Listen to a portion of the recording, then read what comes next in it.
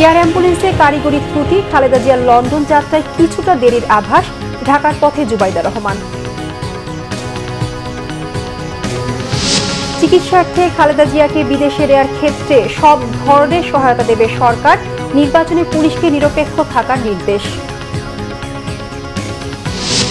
বিএনপির আরো ৩৬ প্রার্থীর নাম ঘোষণা, যথাসময়ে তফসিল ঘোষণার দাবি নির্বাচন কমিশনের নেতারা।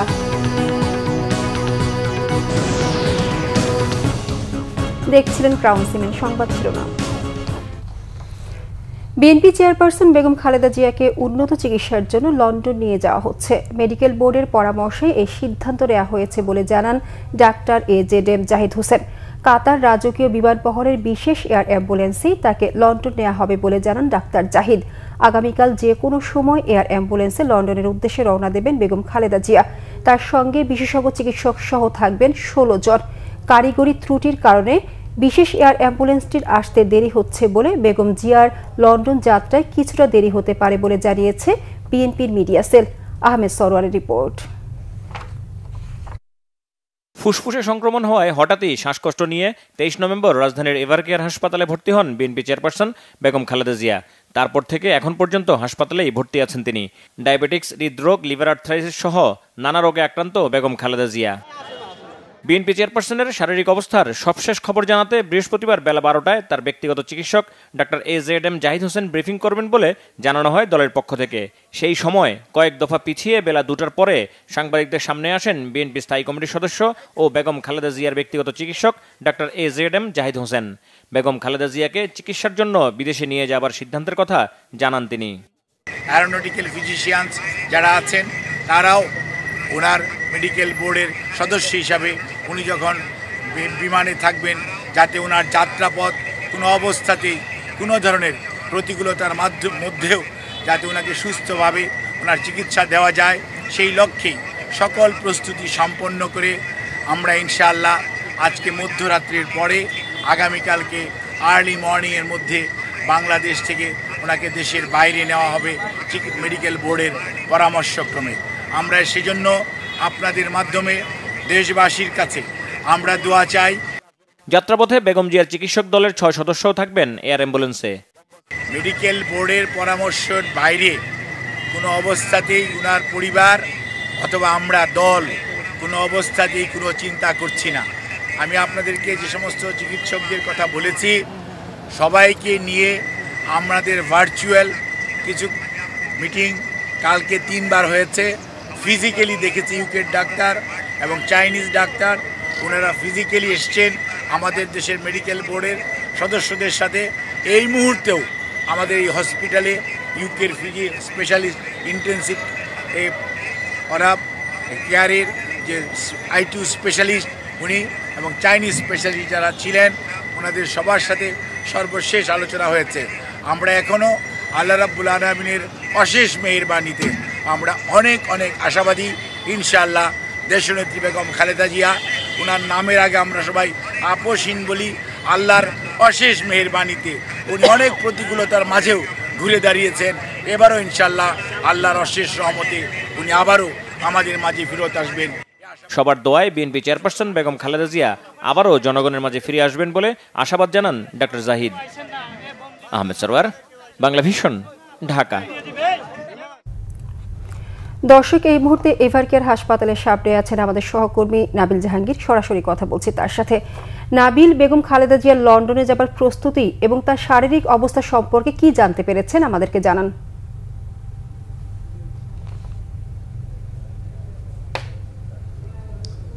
রেখা, আপনি আসলে যেমনটা জানেন যে বেগম জিয়াকে যে এয়ার অ্যাম্বুলেন্সে করে নিয়ে যাওয়া হবে লন্ডনে, সেই এয়ার অ্যাম্বুলেন্সটি বাংলাদেশে পৌঁছতে কিছুটা বিলম্ব হয়। তার যে যাওয়ার যে সময় সেটিও কিন্তু কিছুটা পিছিয়ে গেছে এবং তার যাওয়া কিন্তু বেশ কয়েকটা বিষয়ের উপর আসলে নির্ভর করছে।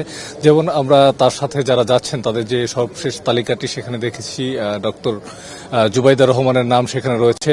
আমরা যেটা জানতে পেরেছি ডক্টর জুবাইদা রহমান তিনি কিন্তু লন্ডন থেকে ঢাকার উদ্দেশ্যে রওনা করেছেন এবং ধারণা করা হচ্ছে তার যে ফ্লাইটটি সেটি 9:30টার দিকে ঢাকায় পৌঁছাবে। সেক্ষেত্রে সেখান থেকে তিনি সরাসরি এভারকেয়ারে আসবেন এবং তারপর তিনি বেগম জিয়ার সফর সঙ্গী হবেন। সেক্ষেত্রে একটি সাধারণ ধারণা করা যাচ্ছে যে সেটি হয়তো সকালেই তিনি এসে পৌঁছানোর পরে আসলে বেগম জিয়া লন্ডনের উদ্দেশ্যে রওনা করবেন এবং তার শারীরিক অবস্থার কথা যদি আমরা বলি, সেটি কিন্তু সবশেষ যে ব্রিফিং হয়েছে তার ব্যক্তিগত চিকিৎসক যেটি জানিয়েছেন তার অবস্থা আসলে স্থিতিশীল এবং আমরা আগে যেটি জানতে পেরেছিলাম আসলে তাকে বিদেশে নেওয়ার মতো তার শারীরিক সক্ষমতা রয়েছে কিনা সেটি যাচাই বাছাই করেই ডাক্তাররা আসলে সিদ্ধান্ত দেবেন তিনি বিদেশে যাবেন। যেহেতু তাকে বিদেশে নিয়ে যাওয়ার সিদ্ধান্ত হচ্ছে এবং একটি দীর্ঘ সময় তিনি ফ্লাইটে থাকবেন, সেক্ষেত্রে আসলে ধারণা করা যাচ্ছে যে তার শারীরিক অবস্থা যেটি সেটি আগের তুলনায় কিছুটা হয়তো আসলে ভালো।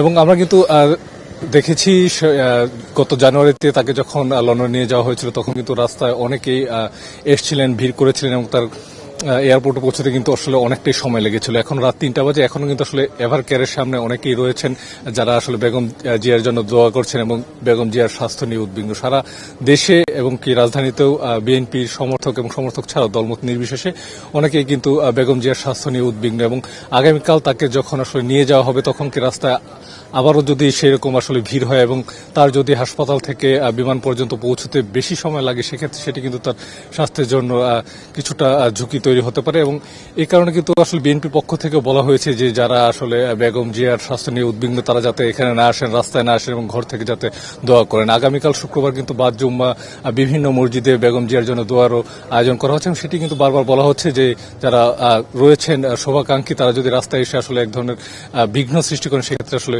সেটি আসলে নেতিবাচক প্রভাব পড়তে পারে। তো আমরা যেটি আসলে সব মিলে জানতে পেরেছি যে বেগম জিয়া কালকে কোনো একটি সময় লন্ডনের উদ্দেশ্যে যাত্রা করবেন। রেখা, ধন্যবাদ নাবিল। এভারকেয়ার হাসপাতালের সামনে থেকে সহকর্মী নাবিল জাহাঙ্গীর জানাচ্ছিলেন সেখানকার সর্বশেষ খবর। চলে যাচ্ছে পরের সংবাদে। বিএনপির ভারপ্রাপ্ত চেয়ারম্যান তারেক রহমানের স্ত্রী ডাক্তার জুবাইদা রহমান ঢাকার উদ্দেশ্যে লন্ডন থেকে রওনা দিয়েছেন। স্থানীয় সময় বৃহস্পতিবার সন্ধ্যায় যুক্তরাজ্যের হিথ্রো বিমানবন্দর থেকে তিনি রওনা দেন। শুক্রবার সকাল 9:30টার দিকে তিনি হযরত শাহজালাল আন্তর্জাতিক বিমানবন্দরে পৌঁছাবেন। সেখান থেকে সরাসরি এভারকেয়ার হাসপাতালে যাবেন জুবাইদা রহমান। বিএনপি চেয়ারপারসন বেগম খালেদা জিয়ার লন্ডন যাত্রায় এয়ার অ্যাম্বুলেন্সে থাকবেন তিনি।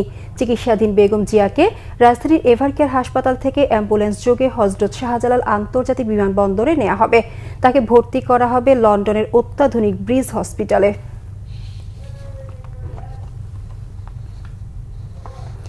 চিকিৎসার জন্য বেগম খালেদা জিয়াকে বিদেশে নেয়ার ক্ষেত্রে সরকার সব ধরনের সহযোগিতা করবে। এছাড়া সাবেক প্রধানমন্ত্রী ও বিএনপি চেয়ারপারসন বেগম খালেদা জিয়াকে রাষ্ট্রের অতি গুরুত্বপূর্ণ ব্যক্তির মর্যাদা দেওয়া হয়েছে। সে অনুযায়ী রাষ্ট্রীয় সমস্ত সুযোগ সুবিধা নিশ্চিত করার কথা জানানো হয় উপদেষ্টা পরিষদের বৈঠক পরবর্তী ব্রিফিংয়ে। বৃহস্পতিবার তেজগাঁও প্রধান উপদেষ্টার কার্যালয়ে প্রধান উপদেষ্টা অধ্যাপক ডক্টর মোহাম্মদ ইউনূসের সভাপতিত্বে উপদেষ্টা পরিষদের বৈঠক অনুষ্ঠিত হয়। বৈঠকে গণপ্রতিনিধিত্ব আইন সংশোধন, পুলিশ সংস্থার কমিশন গঠন সহ বেশ কয়েকটি অধ্যাদেশের নীতিগত অনুমোদন দেয় উপদেষ্টা পরিষদ। হাইকোর্ট বিভাগের একজন বিচারপতির নেতৃত্বে 5 সদস্যের পুলিশ সংস্থার কমিশন গঠন করা হবে। এছাড়া অন্য একটি অধ্যাদেশের নীতিগত অনুমোদনের মধ্য দিয়ে বন বিভাগের কাজ আরও সুনির্দিষ্ট করা হয়েছে। নীতিগত অনুমোদন দেওয়া হয়েছে বাণিজ্যিক আদালত অধ্যাদেশের। পরে রাজধানীর ফরেন সার্ভিস একাডেমিতে পরিবেশ উপদেষ্টা সৈয়দা রিজওয়ানা হাসান, প্রধান উপদেষ্টার প্রেস সচিব শফিকুল আলম ও উপপ্রেস সচিব আজাদ মজুমদার উপদেষ্টা পরিষদের নেওয়া সিদ্ধান্তগুলোর বিষয়ে জানান। নিরপেক্ষ থেকে আগামী নির্বাচনকে দৃষ্টান্তমূলক ও স্মরণীয় করে রাখতে পুলিশ সুপারদের নির্দেশ দিয়েছেন প্রধান উপদেষ্টা অধ্যাপক ডক্টর মোহাম্মদ ইউনূস। নির্বাচনে কোনো রকমের পক্ষপাতিত্ব যেন না ঘটে সেজন্য পুলিশ সুপারদের সতর্ক করে দিয়েছেন তিনি। জুলাই শহীদদের আত্মত্যাগের কথা মাথায় রেখে নির্বাচনের দায়িত্বকে ঐতিহাসিক দায়িত্ব বলে উল্লেখ করেন ডক্টর মোহাম্মদ ইউনূস। জাতীয় নির্বাচনকে সামনে রেখে সারা দেশে লটারির মাধ্যমে দায়িত্ব পাওয়া পুলিশ সুপারদের সাথে প্রধান উপদেষ্টার কার্যালয়ে বৈঠক করেন ডক্টর মোহাম্মদ ইউনূস। শুধু সরকার পরিবর্তন নয়, দেশের নতুন যাত্রা শুরু করতে গণভোট সহ সংসদ নির্বাচনের গুরুত্ব পুলিশ সুপারদের স্মরণ করিয়ে দেন প্রধান উপদেষ্টা। জুলাই শহীদদের ত্যাগের কথা স্মরণ করে প্রধান উপদেষ্টা বলেন, গতানুগতিক চাকরির চেয়েও বেশি দায়িত্ব পালন করতে হবে পুলিশ সুপারদের।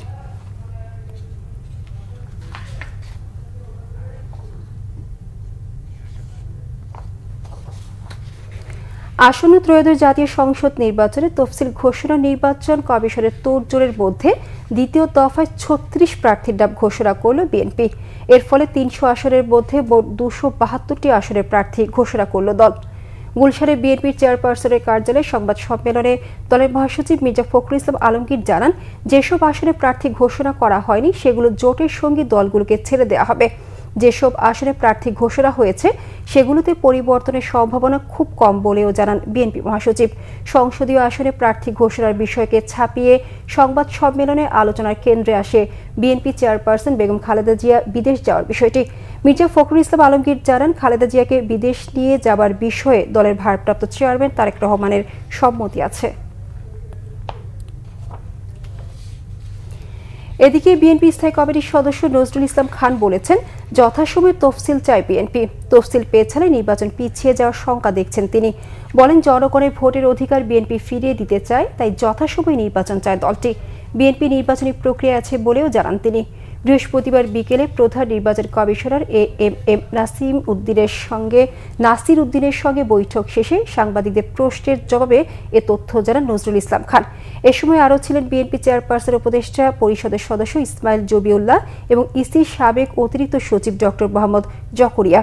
নজরুল ইসলাম খান বলেন, আগে শুধু সংসদ নির্বাচনের জন্য ভোট হতো, এবার একসঙ্গে সংসদ ও গণভোট দুটি ব্যালটে ভোট দিতে হবে।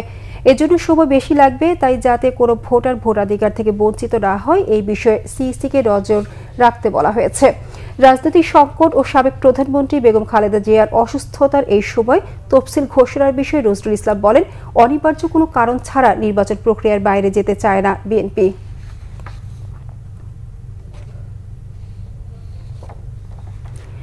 বিএনপির মনোনীত ঢাকা ৬ আসনের প্রার্থী ইশরাক হোসেন বলেছেন, বেগম খালেদা জিয়ার মতো নেত্রী হাজার বছরে একজনও আসবে না। বিকেলে রাজধানীর ধূপখোলা গ্যান্ডারিয়া কমিউনিটি সেন্টারে ইশরাক হোসেনের আয়োজনে বিএনপি চেয়ারপারসন ও সাবেক প্রধানমন্ত্রী বেগম খালেদা জিয়ার রোগমুক্তি ও সুস্থতা কামনায় আয়োজিত দোয়া মাহফিলে কথা বলেন তিনি বলেন, সাধারণ গৃহবধূ থেকে রাষ্ট্র পরিচালনার দায়িত্ব পালন এমন নজির ইতিহাসে বিরল। অতীতে বহু নেতা এসেছেন, ভবিষ্যতেও আসবেন, কিন্তু খালেদা জিয়ার মতো আপসহীন ও সাহসী নেত্রী ইতিহাসে খুব কমই দেখা যায় বলে উল্লেখ করেন।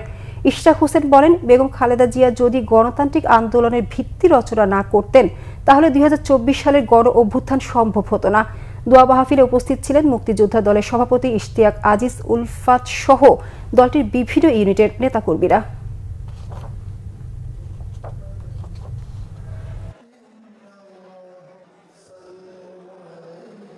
বেগম খালেদা জিয়ার মতো নেত্রী হাজার বছরেও একজন আসে কিনা সেটা আমি বিশ্বাস করি আসে না। দেশনেত্রী বেগম খালেদা জিয়া যদি এই গণতান্ত্রিক আন্দোলন, গণতন্ত্র পুনরুদ্ধারের আন্দোলনে ওনার যে ত্যাগ, সেটা যদি উনি স্বীকার না করতেন বা কোনো ধরনের আপোষকামিতায় যেতেন, তাহলে আমি মনে করি ২৪-এর গণ অভ্যুত্থান কেন ১০০ বছরে আওয়ামী লীগকে হরানো সম্ভব হতো না। এই আন্দোলনের পাটাতন রচনা করে দিয়েছেন, আমাদেরকে রাজনৈতিকভাবে আদর্শগতভাবে লড়াই করার জন্য উদ্বুদ্ধ করে গিয়েছিলেন দেশনেত্রী বেগম খালেদা জিয়া, যেটি পরবর্তীতে ওনার পুত্র দেশনায়ক তারেক রহমানের নেতৃত্বে আমরা সফল করেছি। এই ছিল এখনকার মতো, পরের সংবাদ রাত ৪টায় দেখার আমন্ত্রণ রইল। এতক্ষণ সাথে থাকার ধন্যবাদ।